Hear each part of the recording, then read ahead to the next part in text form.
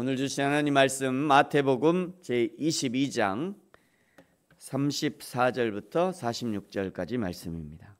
지금 읽는 것은 34절부터 40절까지 읽도록 하겠습니다. 34절부터 40절까지 우리 같이 한 목소리로 천천히 맞춰 읽겠습니다. 시작.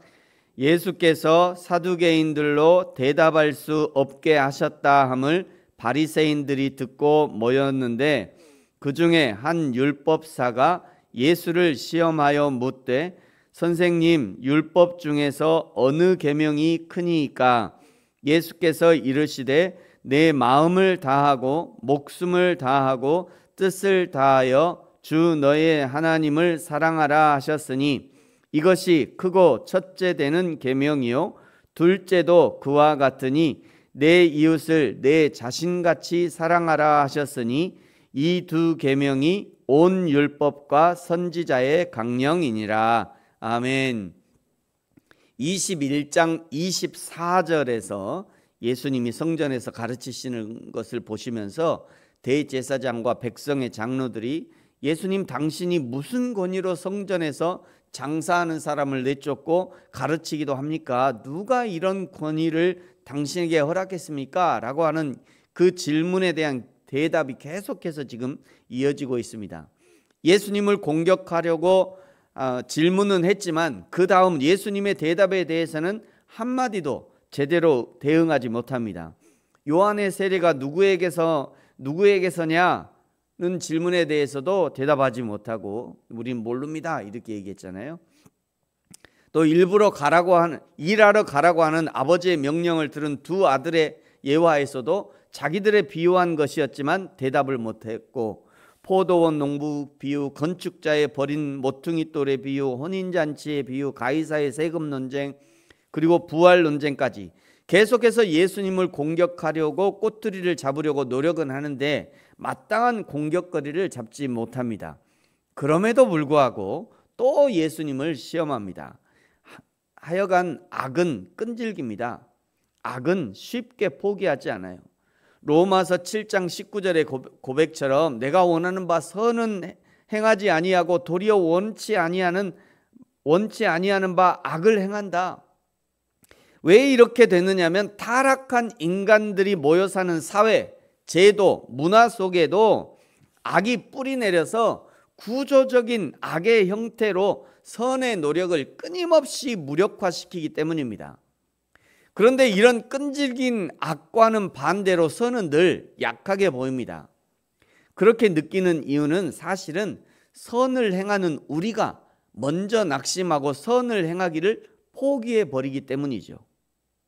실제로 선은 매우 강력한 힘을 가지고 있어요. 로마서 12장 21절은요. 악에게 지지 말고 선으로 악을 이기라. 이 말씀은 선이 반드시 악을 이기도록 역사하겠다 이런 의미입니다. 하나님이 도와주시겠대요.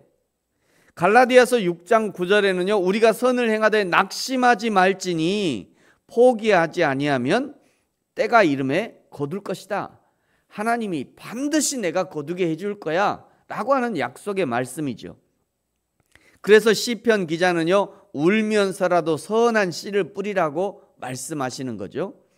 예수님께 이미 여러 번 KO 펀치를 맞았음에도 불구하고 다시 바리새인들이 앞장서서 예수님께 또 도전합니다. 방금 읽었던 부분이죠. 36절에 율법 중에서 어느 계명이 가장 큽니까?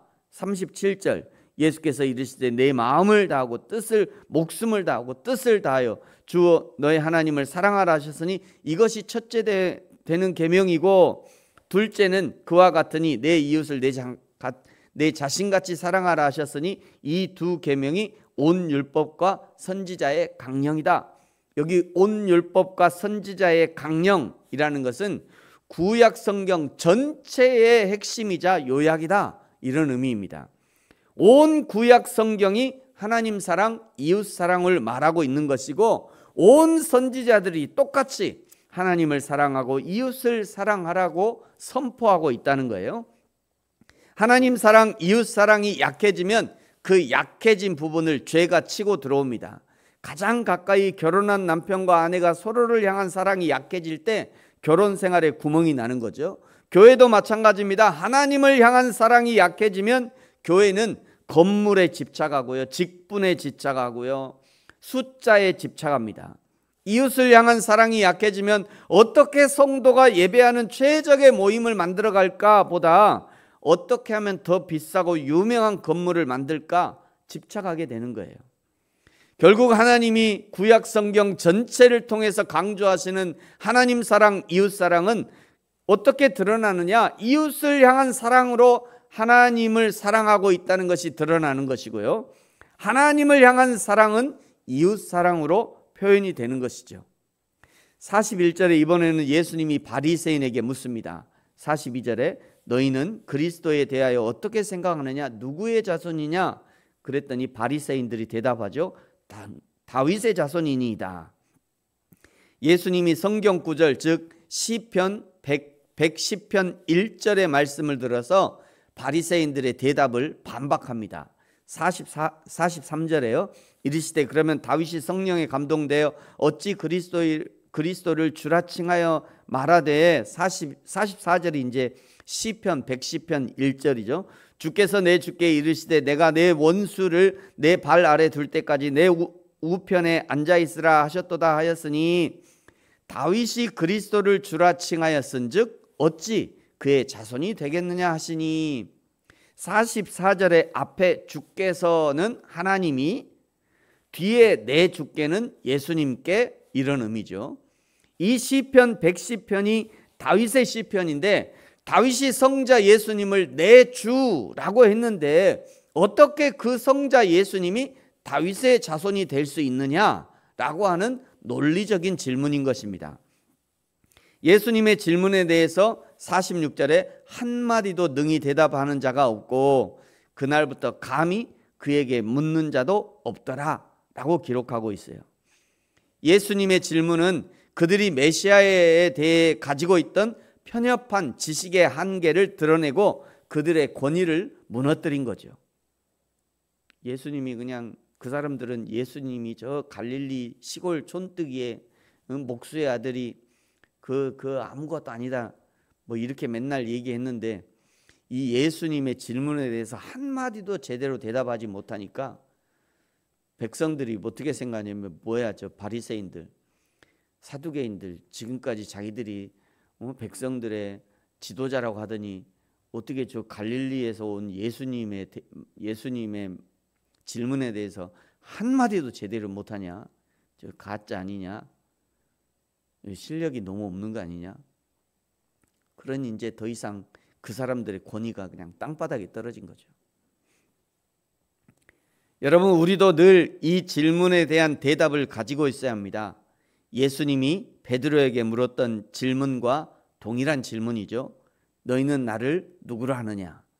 우리는 당연히 이렇게 대답해야 될 것이에요. 주는 그리스도시요 살아계신 하나님의 아들이십니다. 이렇게 대답했다면 그 다음에 반드시 따라와야 할 행동이 있습니다. 그것이 위에 말씀하신 하나님 사랑, 이웃 사랑인 거죠. 우리의 모든 충성의 근거, 성실의 근거, 헌신과 봉사의 근거가 예수 그리스도를 주와 그리스도로 생각하기 때문인 것이고, 우리가 하나님을 사랑하고 이웃을 사랑하는 근거 역시 예수님을 주와 그리스도로 생각하기 때문이에요. 그것을 드러내는 거죠. 하나님 사랑, 이웃 사랑으로. 하나님 사랑, 이웃 사랑을 통해서 나는 예수님이 주와 그리스도가 되심을 믿습니다 라고 하는 그 고백을 행동을 통해서 드러내는 겁니다.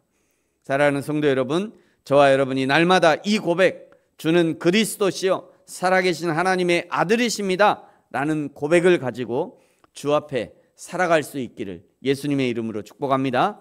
기도하겠습니다. 하나님 아버지, 감사합니다. 예수님이 주와 그리스도가 되심을 믿음으로 고백합니다. 예수님이 내 인생의 주인이 되시니 그 예수님이 사명으로 주신 나의 삶을 성실과 충성으로 살게 하시고, 예수님이 나의 구원자가 되시니 그 예수님의 인도하심에 날마다 순종하며 천국에까지 이를 수 있도록 축복하여 주옵소서. 감사합니다. 예수님의 이름으로 기도합니다. 아멘. 하늘에 계신 우리 아버지, 아버지의 이름을 거룩하게 하시며 아버지의 나라가 오게 하시며 아버지의 뜻이 하늘에서와 같이 땅에서도 이루어지게 하소서. 오늘 우리에게 일용할 양식을 주시고 우리가 우리에게 잘못한 사람을 용서하여 준 것 같이 우리 죄를 용서하여 주시고 우리를 시험에 빠지지 않게 하시고 악에서 구하소서. 나라와 권능과 영광이 영원히 아버지의 것입니다. 아멘.